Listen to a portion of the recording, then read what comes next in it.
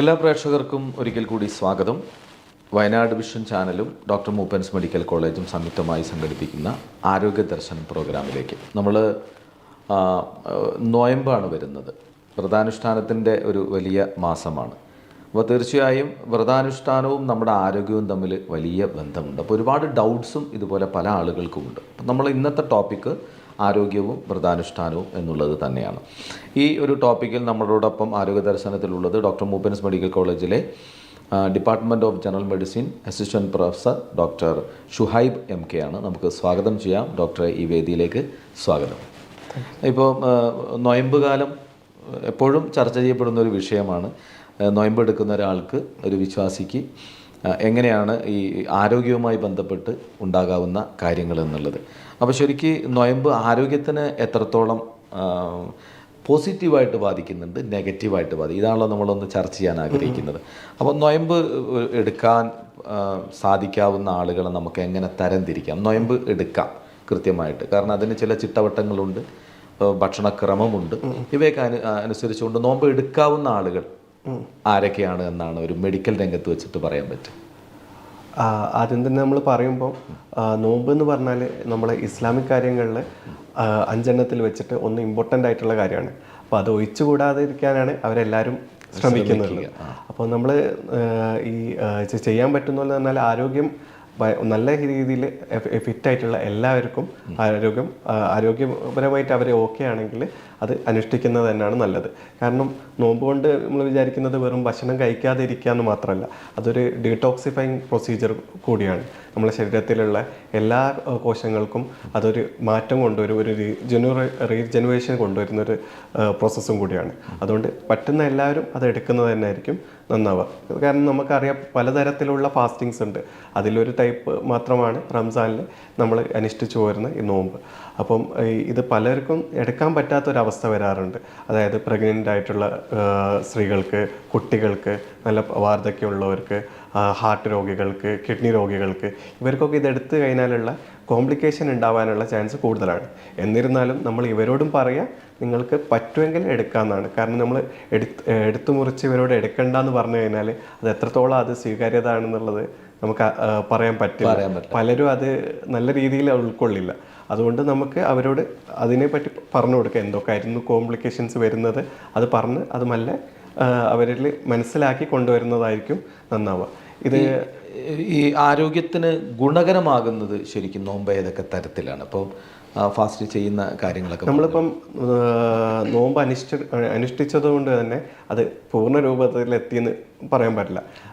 ആത്മീയതമായ കാര്യം ഒരു സൈഡിൽ വെക്കാം. നമുക്ക് ആരോഗ്യകരമായുള്ള കാര്യങ്ങളൊന്നും ചിന്തിച്ച് നോക്കുകയാണെങ്കിൽ നോമ്പ് എടുക്കുമ്പം പലരും നോമ്പ് എടുക്കുമ്പം രാവിലെയുള്ള സുഹൂർ, അതായത് പ്രാതൽ, അത് കഴിക്കാതെ അനുഷ്ഠിക്കുന്നവരുണ്ട്. അത് വളരെ മോശമായ ഒരു പ്രവണതയാണ്.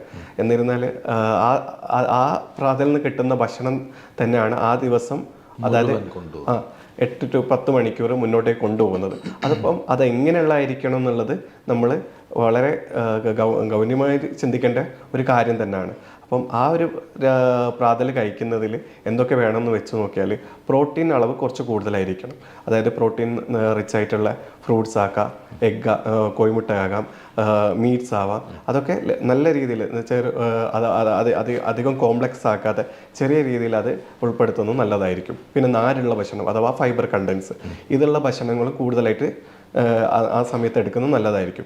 കാർബോഹൈഡ്രേറ്റ്സ് നല്ലതാണ്, പക്ഷെ അത് ആവുന്നത് കുറയ്ക്കുന്നതായിരിക്കും നല്ലത്. കോംപ്ലക്സ് കാർബോഹൈഡ്രേറ്റ്സ് ആഡ് ചെയ്യുന്നതായിരിക്കും. അതിനാൽ ബ്രൗൺ ബ്രെഡ്സോ, നമ്മൾ തവിടുള്ള അരികളോ അതുകൊണ്ടുള്ള ചോറൊക്കെ ആക്കാം. പിന്നെ യോഗേട്ട്, അങ്ങനത്തെ ഫ്രൂട്ട്സ്, അങ്ങനത്തെ കൂടുതലായിട്ട് വെള്ളം കൂടിയ ഫ്രൂട്ട്സുകൾ, വെജിറ്റബിൾസ്, കുക്കുംബർ, വാട്ടർമെലൺ, തണ്ണീർമത്തൻ, ഇതൊക്കെ കൂടുതലായിട്ട് രാവിലെ കഴിക്കാം. അതിൻ്റെ കൂടെ ഒരു 3 to 4 ഗ്ലാസ് വെള്ളം, അപ്പം തന്നെ 2 ലിറ്റർ വെള്ളം കുടിക്കുന്ന പ്രവണതയൊക്കെ നമ്മൾ കണ്ടുവരുന്നുണ്ട്. അതൊക്കെ കൂടുതൽ പ്രശ്നത്തിലേക്ക് എത്തിക്കുള്ളൂ. അതിൻ്റെ പകരം നോമ്പ് മുറിച്ചതിന് ശേഷം രാവിലെ വരെയുള്ള സമയങ്ങളിൽ ഇടവിട്ടായിട്ട് കുറച്ചായിട്ട് വെള്ളം കുടിച്ചുകൊണ്ടിരിക്കുക. ഒരു 3 ലിറ്റർ കുടിക്കുന്നു ഉറപ്പ് വരുത്തുക. ഒരു കാരക്കയും കഴിക്കുന്നത് നല്ലതായിരിക്കും. കാരണം കാരക്കയിൽ കോംപ്ലക്സ് കാർബോഹൈഡ്രേറ്റ് ആണ്, അതിൻ്റെ കൂടെ നാരുള്ള ഭക്ഷണം കൂടിയാണ്. അപ്പം നമുക്ക് സറ്റൈറ്റ്, ഈ പ്രോട്ടീൻസും ഫൈബേഴ്സും പോകുമ്പോൾ നമ്മളെ സറ്റൈറ്റ്, നമുക്ക് പിന്നെ വിശപ്പ് വരാനുള്ള ചാൻസ് വളരെ കുറവായിരിക്കും. ഈ വെള്ളം കുടിക്കുന്നതോ നമുക്ക് ദാഹം കുറയ്ക്കുകയും ചെയ്യും. അപ്പോൾ അതൊന്ന് മനസ്സിലിരുത്തിയിട്ട് ചെയ്യാം. ഫാറ്റ് കണ്ടൻ്റ് ആയിട്ട് നമുക്ക് അവക്കാഡോ, അതോ നമ്മളെ ബട്ടർ ഫ്രൂട്ട് അല്ലെങ്കിൽ പീനട്ട് ബട്ടർ അതും നമ്മളെ പ്രാതലിൽ ആഡ് ചെയ്യാൻ പറ്റുന്നതാണ്. പിന്നെ നമ്മൾ നോമ്പ് തുറക്കുന്ന സമയം നമുക്കറിയാം നമ്മളെ ബേക്കറികളും നമ്മളെ ഹോട്ടൽസൊക്കെ ആകുമ്പം ഫ്ലോറിഷ്ഡ് ആയിട്ടുള്ള ഒരു സമയമാണ്. അപ്പോൾ ആ സമയത്ത് നമ്മൾ കുറച്ചുകൂടി കരുതലായിട്ട് നിൽക്കുക. ഏതായാലും നമ്മൾ നല്ലൊരു ഹെൽത്തി ഹാബിറ്റ് ഫോളോ ചെയ്യാൻ നോക്കുകയാണ്. അപ്പോൾ ആ സമയത്ത് എന്തൊക്കെ ആഡ് ചെയ്യണം എന്നുള്ളത് നമ്മൾ ശ്രദ്ധിക്കേണ്ടതാണ്. അപ്പോൾ ഒന്നാമത് വെള്ളം, അതും കൂടുതൽ മധുരം കലർത്തിയതോ സിട്രിക് ആയിട്ടുള്ള ഫുഡുകളോ ആഡ് ചെയ്യാത്ത പച്ചവെള്ളം തന്നെ കൂടുതലായിട്ട് കഴിക്കുന്നതാണ് നല്ലത്. ഇപ്പം ശരാശരി എല്ലാവരും നബിയുടെ സുന്നത്ത് നോക്കുകയാണെങ്കിലും അത് കാരക്ക കൊണ്ട് മുറിക്കാനാണ് നോക്കുക. പക്ഷേ പല ഡയബറ്റിക് പേഷ്യൻസിനൊക്കെ ഡൗട്ടാണ്, ഈ കാരക്ക കഴിച്ചാൽ എനിക്ക് ഷുഗർ കൂടില്ല ഇല്ല എന്നുള്ള. ഒരു 2 കാരക്ക അല്ല 3 കാരക്ക കഴിച്ചുകൊണ്ട് ഒരു ബുദ്ധിമുട്ടും ഉണ്ടാകാൻ പോകുന്നില്ല. ഈ ചില സ്റ്റഡി പ്രകാരം 65 to 165 ഗ്രാമാണ് സൗദി അറേബ്യയിലൊക്കെ ഒരു അറബി കഴിക്കുന്നത്. ആ ഒരു ലെവലിൽ കഴിച്ചാലൊക്കെയാണ് ഷുഗറിന് ബുദ്ധിമുട്ടാവുക. അല്ലാതെ ഒരു 2 അല്ലെ 3 കാരക്ക കഴിച്ചുകൊണ്ട് ബുദ്ധിമുട്ടില്ല. അത് കഴിക്കുക, വെള്ളം കഴിക്കുക, കട്ട് ഫ്രൂട്ട്സും കഴിക്കുക. അതൊന്ന് ഷുഗർ കുറഞ്ഞതും വെള്ളത്തിൻ്റെ അംശം കൂടിയതുമായിട്ടുള്ള നമ്മളെ കക്കിരി അല്ലെങ്കിൽ തണ്ണീർമത്തന് ആ രീതിയിലുള്ള ഭക്ഷണങ്ങൾ എടുക്കുന്നതായിരിക്കും കൂടുതൽ നന്നാവുക. പിന്നെ കഴിക്കുന്നത് നമ്മൾ രാവിലെ പറഞ്ഞ പോലെ തന്നെ കൂടുതലായിട്ട് പ്രോട്ടീൻസും നാരും കാര്യങ്ങളൊക്കെ ഉള്ള ഭക്ഷണങ്ങൾ കഴിക്കുക. കൂടുതലായിട്ട് എണ്ണയും അത് നെയ്ച്ചോറ് മന്തി അങ്ങനത്തെ കാര്യങ്ങളൊക്കെ ആവുന്ന ഒഴിവാക്കാൻ നോക്കുക. നമ്മൾ സിമ്പിളായിട്ടുള്ള ഭക്ഷണം കഴിക്കാൻ നോക്കുക. മീറ്റ് കഴിക്കുക, എഗ്ഗ് കഴിക്കുക, അതായിരിക്കും നന്നാവുക. ഈ ബിരിയാണി നെയ്ച്ചോറൊക്കെ അല്പം കൂടുതൽ ആവുന്ന ഒരു കാലഘട്ടമാണ്. ആണ്. അപ്പോൾ ആ കൂടുതൽ ഹെവിനെസ് നമുക്ക് ബ്ലോട്ടിങ് ഉണ്ടാക്കും, വയറ് സംബന്ധമായിട്ടുള്ള അസിഡിറ്റി ഉണ്ടാക്കും, അങ്ങനത്തെ കുറേ പ്രശ്നങ്ങൾ ഉണ്ടാവാനുള്ള ചാൻസ് ഉണ്ട്. ഇതൊക്കെ കോമൺ ആയിട്ട് നമുക്ക് രാത്രി സമയങ്ങളിൽ ഹോസ്പിറ്റലിൽ വരുന്ന കേസുകളാണ്. ബ്ലോട്ടിങ്, അസിഡിറ്റി, ചില ആൾക്കാർക്ക് ഛർദി വരിക. അപ്പം നമ്മൾ എടുത്ത 8 മണിക്കൂറിൻ്റെ വ്രതത്തിൻ്റെ എഫക്റ്റ് മൊത്തം പോകുന്ന രീതിയിലായിരിക്കും ഈ ഭക്ഷണം, വൈകുന്നേരത്തെ ഭക്ഷണം. അപ്പോൾ അതൊന്ന് ശ്രദ്ധിച്ചാൽ മതിയാവും. പിന്നെ ഈ പ്രായം എത്രത്തോളം ഈ നോയമ്പ് എടുക്കുന്നതുമായിട്ട് നമുക്ക് ബന്ധപ്പെടുത്തി പറയാൻ പറ്റും? നമുക്ക് എല്ലാവർക്കും അറിയാവുന്നതാണ്, നമുക്ക് പ്രായം പോകുന്നതിനനുസരിച്ചിട്ട് പല കാര്യങ്ങളിലും നമ്മൾ ടോളറൻസ് ലെവൽ കുറയുന്നതാണ്. അപ്പം നമ്മൾ ചില ആൾക്കാർക്ക് പ്രായം കൊണ്ടും അവരെ ടോളറൻസ് കുറഞ്ഞിട്ടുണ്ടാവില്ല. അപ്പം നമുക്ക് അവർക്കത് പറ്റുന്നുള്ള രീതിയിലാണെങ്കിൽ നമുക്ക് ചെയ്യാൻ കണ്ടിന്യൂ ചെയ്യുന്നതിൽ പ്രശ്നമൊന്നുമില്ല. അവർക്ക് പറ്റുന്നില്ല, എന്തെങ്കിലും ബുദ്ധിമുട്ട് അനുഭവപ്പെട്ടാണെങ്കിൽ അവർ കണ്ടിന്യൂ ചെയ്യാത്തതായിരിക്കും നന്നാവുക. അതിനാൽ അവർക്ക് കൂടുതൽ ഹെൽത്ത് പ്രോബ്ലംസ് ആണ് വരുന്നതെങ്കിൽ അത് ബെറ്റർ നോട്ട് ടു കണ്ടിന്യൂ ആണ്. ഇപ്പോൾ പല ആളുകളോടും ചിലപ്പോൾ പറഞ്ഞാൽ മനസ്സിലാവില്ല. അപ്പോൾ പല അസുഖങ്ങളുള്ള ആളുകളുണ്ട്. പക്ഷെ അവരുടെ ഒരു ആത്മീയമായ വിശ്വാസമോ എന്തോ ആവാം. അപ്പം നേരത്തെ പറഞ്ഞതുപോലെ 5 കാര്യങ്ങളിൽ ഏറ്റവും പ്രധാനപ്പെട്ട ഒരു കാര്യമെന്നുള്ള നിലയ്ക്കൊക്കെ അതിനെ വലിയ പ്രാധാന്യത്തോടു കൂടി കാണാം. പക്ഷെ തീർച്ചയായും ഇതെടുക്കരുത്. കാരണം ഈ നൊയമ്പ് അനുഷ്ഠിച്ചിട്ടുണ്ടെങ്കിൽ അവരുടെ ആരോഗ്യത്തിനെ പൂർണ്ണമായും അത് പ്രശ്നമാകുന്നതാണ് എന്ന് പറയാൻ പറ്റുന്ന ഒരു വിഭാഗം ആരൊക്കെയാണ്? അത് ഉദാഹരണത്തിന് പറയുകയാണെങ്കിൽ നമുക്ക് ഒരു കാൽക്കുലേറ്റർ ഉണ്ട്. അതായത് മെഡിക്കൽ കാൽക്കുലേറ്റേഴ്സിൽ വെച്ചിട്ട് ഫാസ്റ്റിംഗ് റിസ്ക് ഇൻഡെക്സ് അളക്കാൻ പറ്റുന്ന ഒരു കാൽക്കുലേറ്റർ ഉണ്ട്. അത് എസ്പെഷ്യലി ഈ ഡയബറ്റിക് അഥവാ ഷുഗർ രോഗികൾക്കാണ് നമ്മൾ മെയിനായിട്ട് നോക്കുന്നത്. കാരണം ഇൻസുലിൻ എടുക്കുന്നതായിരിക്കാം, ചില ഗുളികകൾ എടുക്കുന്നതായിരിക്കാം ഷുഗർ കുറയ്ക്കാനുള്ള. അപ്പം ഈ നോമ്പ് അനുഷ്ഠിക്കുന്നതിനനുസരിച്ച് അവർക്ക് ഷുഗർ കുറഞ്ഞു പോവാം. ചിലപ്പോൾ അത് കാരണം മരണം വരെ നടക്കാനുള്ള ചാൻസ് ഉണ്ട്. അതുകൊണ്ട് അത് റിസ്ക് ഇൻഡെക്സ് വെച്ചിട്ട് നമ്മൾ അവരോട് പറയാറുണ്ട്. അതേപോലെ നമുക്ക് ഏറ്റവും കോമൺ ആയിട്ടുള്ളൊരു അസുഖമാണ് ഈ ഷുഗർ എന്ന് പറയുന്നത്. അതുപോലും ചിലപ്പോൾ റിസ്കി ആയിട്ട് ഉണ്ടാവാം. പിന്നെ പ്രഗ്നൻ്റ് ആയിട്ടുള്ള ആൾക്കാർക്ക് ഇത് കുറച്ച് കോംപ്ലിക്കേറ്റഡ് ആയിരിക്കും. അവർക്ക് കൂടുതലായിട്ട് വേണ്ട സമയമാണ്. അപ്പോൾ ആ സമയങ്ങളിൽ അവർ നോമ്പ് അനുഷ്ഠിച്ചാൽ ചിലപ്പോൾ ബുദ്ധിമുട്ടിലേക്ക് പോവാം. ചില ഹൃദയ രോഗികൾ, ചില വൃക്ക രോഗികൾ, ഇവരെയൊക്കെ ഇത് ഒരു ബാഡ് സൈഡിലേക്ക് പോകാനുള്ള ഒരു ചാൻസ് ഉണ്ട്. പക്ഷേ ഒരു നല്ല രീതിയിലുള്ള മോണിറ്ററിങ്ങും കാര്യങ്ങളൊക്കെ ഉണ്ട് എന്നുള്ള ഒരവസ്ഥയിലാണെങ്കിൽ അവർക്ക് ആ എല്ലാ പ്രശ്നങ്ങളും മനസ്സിലാക്കിക്കൊണ്ട് അവർക്കത് അനുഷ്ഠിക്കാൻ പറ്റുന്നുണ്ട് എന്നുണ്ടെങ്കിൽ നമുക്ക് അവരോട് അലോ ചെയ്യാനും പറ്റുന്നതാണ്. ഇപ്പോൾ ചില മെഡിസിൻസ് സ്ഥിരമായി എടുക്കുന്ന ആളുകൾ, ഈ ഹേർട്ട് സംബന്ധമായ കംപ്ലയിൻസ് ഒക്കെ ഉള്ള ആളുകൾ, ഈ എക്കോസ്പിരിൻ അതുപോലെയുള്ള മെഡിസിൻസ് ഒക്കെ എടുക്കുന്ന ആളുകളാണെങ്കിൽ അത് എങ്ങനെ അവർക്കത് വേറെ ആരോഗ്യ പ്രശ്നങ്ങളൊന്നും ഇല്ല എന്നുണ്ടെങ്കിൽ അതിൽ വലിയ പ്രശ്നങ്ങളൊന്നുമില്ല. മരുന്ന് എന്നുള്ളത് എല്ലാവർക്കും ഒരു ചോദ്യചിഹ്നമാണ്. നോമ്പ് വരുമ്പോൾ എല്ലാവർക്കും ഒരു മരുന്നാണ് ചോദിച്ചത്. അപ്പം മരുന്നുകൾ അതായത് സ്ഥിരമായിട്ട് കഴിക്കുന്ന രോഗികൾക്ക് ഞാൻ എൻ്റെ മരുന്ന് നോമ്പ് കാലത്ത് എന്ത് ചെയ്യും, ഉച്ചക്കുള്ള മരുന്ന് എനിക്ക് കഴിക്കാൻ പറ്റില്ല. അപ്പോൾ ഇതിനൊക്കെ ഞാൻ പറയാമെന്ന് വെച്ചാൽ, ഞാൻ എൻ്റെ പൊതുവെ ഞങ്ങൾ രോഗികളോട് പറയുന്നത് എന്താ വെച്ചാൽ, ഒരു റമദാൻ പ്രീ ചെക്കപ്പ് വേണം. അതായത് റമദാന് മുമ്പായിട്ടൊന്ന് നിങ്ങൾ കാണുന്ന ഡോക്ടറെയോ അല്ലെങ്കിൽ ഒരു ജനറൽ പ്രാക്ടീഷണറെ കാണിച്ചിട്ട് ഒരു റെഗുലർ ചെക്കപ്പ് ചെയ്യുക. എന്നിട്ട് അതിനനുസരിച്ച് ഇപ്പോൾ ഉച്ചയ്ക്ക് മരുന്നുള്ള ആളാണെങ്കിലോ രാവിലെ ഉള്ളതാണെങ്കിലോ ഡോസ് അതിനനുസരിച്ച് മാറ്റാൻ പറ്റുന്നതാണ്. അപ്പം ഇത് എസ്പെഷ്യലി നമ്മൾ പറയുന്ന ഹൃദയരോഗികൾക്കൊന്നും വലിയ ഇഷ്യൂസ് ഉണ്ടാവാറില്ല. അവരെ മരുന്ന് രാവിലെ ഉള്ളത് രാവിലെ പ്രാതൽ സമയം കഴിഞ്ഞിട്ട് കഴിക്കുക, രാത്രിയത്തത് ഇഫ്താർ കഴിഞ്ഞിട്ടും കഴിക്കുക. അല്ല, ഷുഗർ രോഗികൾക്കൊക്കെ ഇതൊരു മാറ്റം ഉണ്ടാവും. കാരണം നമ്മൾ രാവിലെ കഴിക്കുന്ന ഭക്ഷണം കുറച്ച് കുറവാണ്. പൊതുവേ നമ്മൾ രാവിലെ ബ്രേക്ക്ഫാസ്റ്റ് കഴിക്കാറ് കുറച്ച് കൂടുതലായിട്ട് കഴിക്കുക. അപ്പോൾ ആ കഴിക്കുന്ന ഇൻസുലിൻ നമുക്ക് പ്രാതൽ സമയത്ത് എടുക്കാൻ പാടില്ല.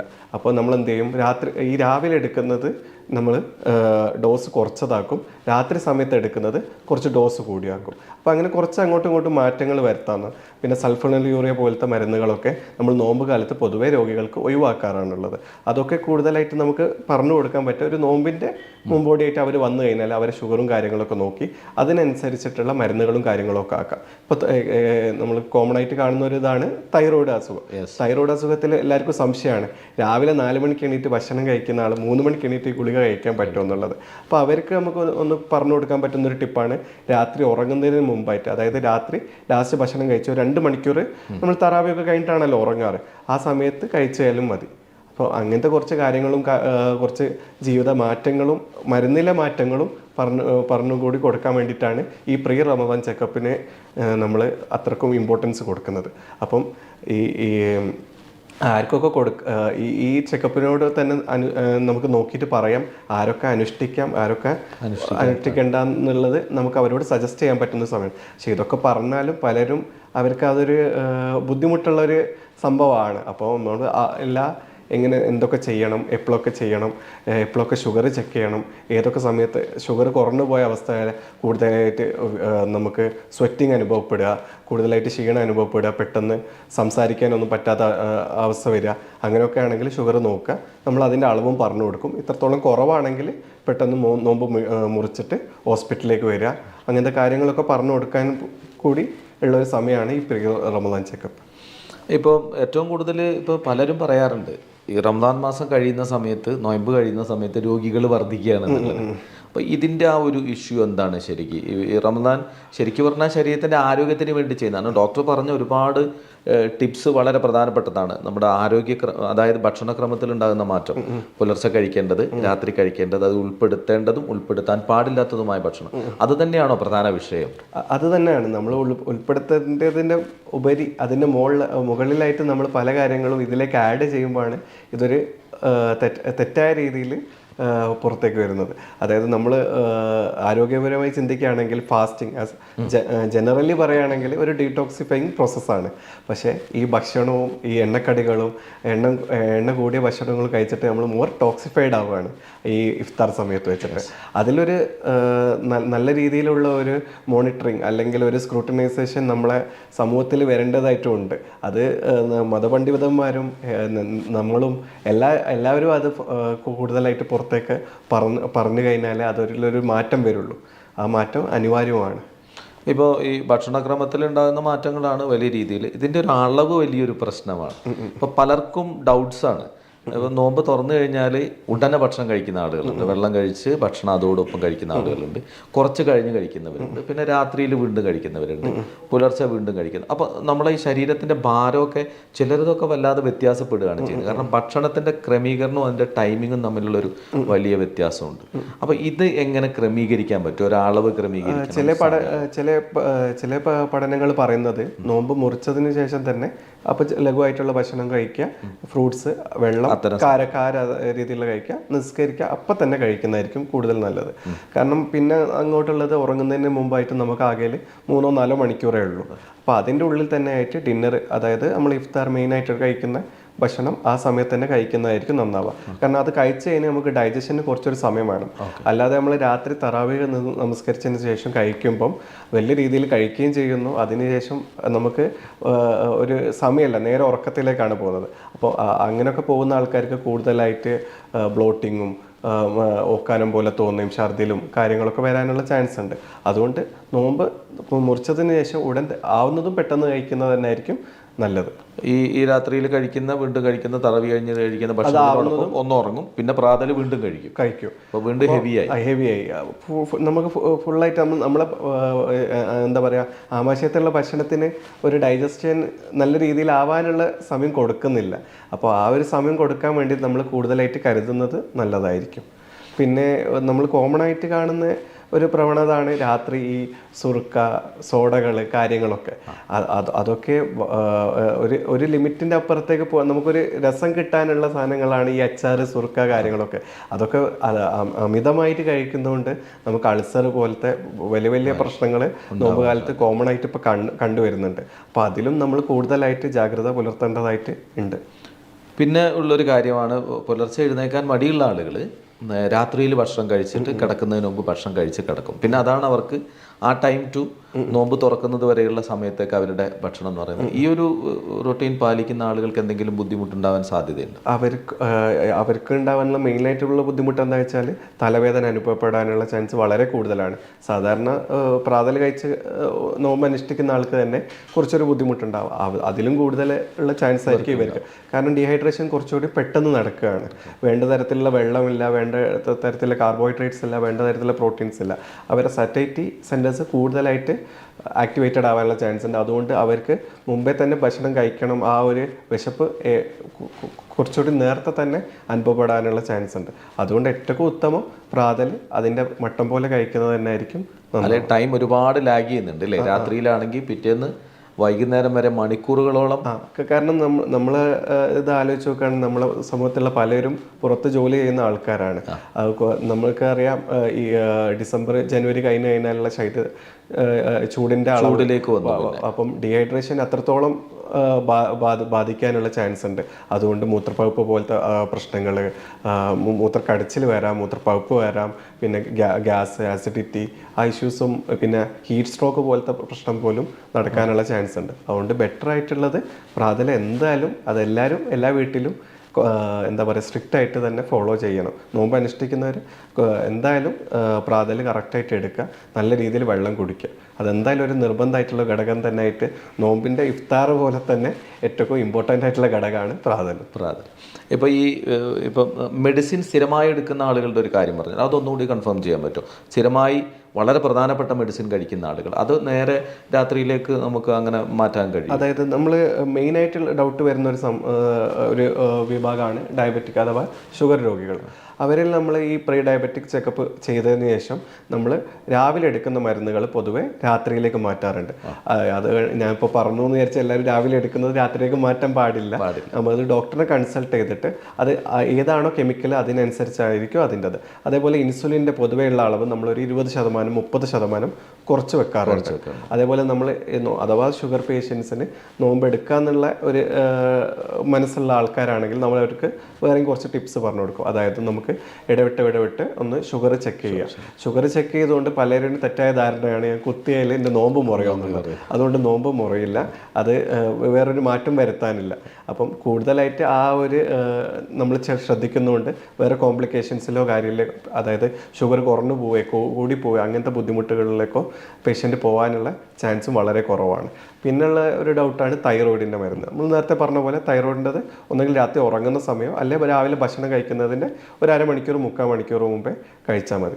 അല്ലാതെ ബിപിൻ്റെതും കാര്യങ്ങളൊക്കെ പൊതുവെ അതുപോലെ തന്നെയാണ് കണ്ടിന്യൂ ചെയ്യുക. ഡയാലിസിസ് അങ്ങനത്തെ വലിയ വലിയ പ്രശ്നങ്ങളുള്ള രോഗികൾ, അതായത് വലിയ വലിയ പ്രശ്നങ്ങൾ എന്നല്ല പറയുന്നത്, അവർക്കൊരു കൂടുതലായിട്ട് കരുതൽ നമ്മൾ കൊടുക്കേണ്ട ആൾക്കാരാണ്. അവരൊക്കെ ഈ നോമ്പ് മാസം അല്ലെങ്കിൽ റമദാന് ഫാസ്റ്റിങ് എടുക്കാത്തതായിരിക്കും നന്നാവുക. കാരണം ഷുഗർ കുറഞ്ഞു പോകാനുള്ള ചാൻസ് വളരെ കൂടുതലാണ്. അപ്പം മരുന്നിൻ്റെ വെച്ച് നോക്കുമ്പോൾ മെയിനായിട്ട് ഷുഗറും ഇങ്ങനത്തെ മെഡിസിൻസൊക്കെ ഒന്ന് റമദാനിന് മുമ്പായിട്ട് പോയിട്ട് ഡോക്ടറെ കണ്ടിട്ട് തിട്ടപ്പെടുത്തുന്നതായിരിക്കും കൂടുതൽ അനുയോജ്യം. ഇപ്പോൾ കൂടുതൽ ആരോഗ്യപരമായ പ്രശ്നങ്ങളുടെ ഡയാലിസിസ് രോഗികളെ പോലുള്ള ആളുകൾ എടുക്കാതിരിക്കുന്നതായിരിക്കും ഏറ്റവും ബെറ്റർ ആവുക. ഏതായാലും നോമ്പ് അനുഷ്ഠിക്കുമ്പോൾ നമുക്ക് അറിയേണ്ട വലിയ കാര്യങ്ങളാണ്, നമ്മൾ ശ്രദ്ധിക്കേണ്ട പല കാര്യങ്ങൾ ഡോക്ടർ കൃത്യമായിട്ട് നമ്മളോട് പറഞ്ഞു. നമ്മുടെ ആഹാരം വലിയ പ്രശ്നമാണ്, മെഡിസിൻ ആരൊക്കെ എടുക്കാം, മെഡിസിൻ എടുക്കുന്ന ആളുകൾക്ക് എന്ത് ചെയ്യാൻ പറ്റും, ഇതൊക്കെ. പക്ഷേ ഇതിനൊക്കെ മുമ്പ് ഒരു ഡോക്ടറെ കൺസൾട്ടേഷൻ നിർബന്ധമായിട്ട് നോൻപിന് മുമ്പ് എടുത്ത് കൃത്യമായ വിവരങ്ങൾ ശേഖരിച്ച് ചെയ്താൽ വീണ്ടും ഒരുപാട് ആരോഗ്യത്തോട് കൂടിയിട്ട് നമുക്ക് ജീവിക്കാൻ പറ്റും. വിശ്വാസം ഒരു ഭാഗത്തും അതോടൊപ്പം ആരോഗ്യം മറ്റൊരു ഭാഗത്തും സംരക്ഷിക്കാനും പറ്റും. അപ്പോൾ ഈ ഒരു എപ്പിസോഡ് ഇനി അതല്ലേ നമുക്കിനി എന്തെങ്കിലും പ്രേക്ഷകരോട് പറയാനുണ്ടെങ്കിൽ? പിന്നെ പറയാനുള്ളത്, നോമ്പ് വെറും ആത്മീയതയുടെയും ആരോഗ്യത്തിൻ്റെയും മാത്രം മാസമല്ല, അത് എല്ലാ രീതിയിലുള്ള ഒരു മാറ്റം കൊണ്ടുവരാനുള്ള കൂടി മാസമാണ്. നമുക്ക് പുതിയ ജീവിതശൈലികൾ കൊണ്ടുവരാം, പുതിയ വർക്കൗട്ട് പ്ലാൻസോ അല്ലെങ്കിൽ നാളെ മുതൽ നടക്കാൻ പോകാമെന്നുള്ളതോ അങ്ങനത്തെ കാര്യങ്ങൾ മാറ്റങ്ങൾ വരട്ടെ ഈ നോമ്പ് കൊണ്ടെന്ന് ഞാൻ എല്ലാവർക്കും പ്രത്യാശിക്കുന്നു. അതാണ്, നൊയമ്പ് വെറും ആത്മീയതയും അതോടൊപ്പം ആരോഗ്യം മാത്രമല്ല, ഒരു പുതിയ ചിട്ടവട്ടങ്ങളിലേക്ക് ജീവിതം കൊണ്ടുപോകാനും കഴിയുന്നതാണ്. അത് മതപരമായും പറയുന്ന ഒരു കാര്യം കൂടിയാണ് ഇതൊക്കെ. നോയമ്പ് എപ്പോഴും മാറ്റങ്ങൾ അനിവാര്യമാണ്. നമ്മുടെ ശാരീരികമായ ആരോഗ്യപരമായ വലിയ വ്യത്യാസങ്ങൾക്ക് നോമ്പൊരു നിദാനമാകാറുണ്ട്. അപ്പം പക്ഷേ അതിന് ഒരു ആരോഗ്യരംഗത്ത് എത്രത്തോളം പ്രാധാന്യമുണ്ട് എന്നുള്ളതിനെ കുറിച്ചാണ് ഡോക്ടർ ഷുഹൈബ് അദ്ദേഹം നമുക്ക് നൽകിയത്. ഏതായാലും ഈ എപ്പിസോഡിൽ പങ്കെടുത്ത doctor Shuhaib, assistant professor, department of general medicine, doctor Moopen's medical college. അപ്പോൾ ഒരുപാട് നന്ദി. അപ്പം നമ്മളിനി മറ്റൊരു വിഷയവുമായി മറ്റൊരു ഡോക്ടറുമായും അടുത്ത എപ്പിസോഡിൽ കാണും. നമസ്കാരം.